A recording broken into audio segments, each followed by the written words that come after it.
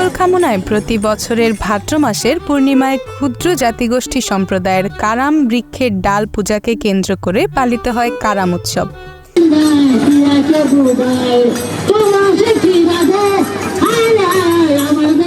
সমতলের ক্ষুদ্র নৃগোষ্ঠীর এই প্রধান উৎসবটি উদযাপিত হয় রঙিন সাজে সজ্জিত তরুণ তরুণীদের নাচ ও গানের মধ্য দিয়ে।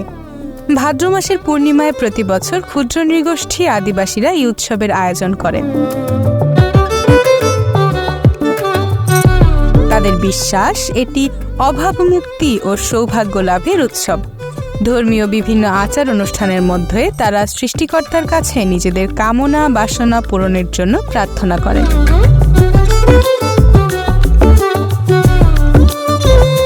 উৎসবের প্রথম দিন ক্ষুদ্র নৃগোষ্ঠীর নরনারীরা বিভিন্ন ধর্মীয় আচার পালন করেন এবং দিনভর উপোস থাকতে হয় তাদের।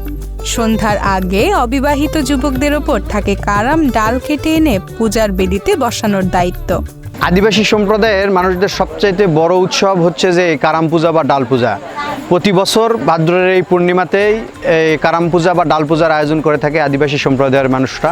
তাদের সংস্কৃতি এবং ঐতিহ্যের ধারক বাহক হিসাবে তারা বাৎসরিক এই অনুষ্ঠানটা করে থাকে।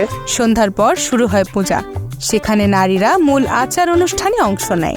আদিবাসীরা বাঙালির যে নয় এবং এরা যে এই ভূখণ্ডের আদিবাসিন্দা, সেই জায়গাটা ফুটে তোলার জন্য মূলত কারাম উৎসবের মধ্য দিয়েই আদিবাসীদের নিজস্ব অস্তিত্ব এবং প্রকৃতির প্রতি যে প্রেম, যে ভালোবাসা, সেইটাই তারা কারাম উৎসবের মধ্য দিয়ে তুলে ধরে।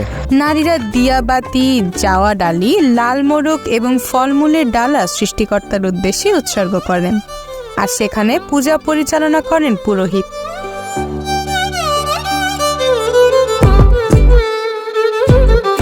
রাতের গভীরতায় শিশু, কিশোর কিশোরী সহ বিভিন্ন বয়সের মানুষ পুজোস্থানে জড়ো হন।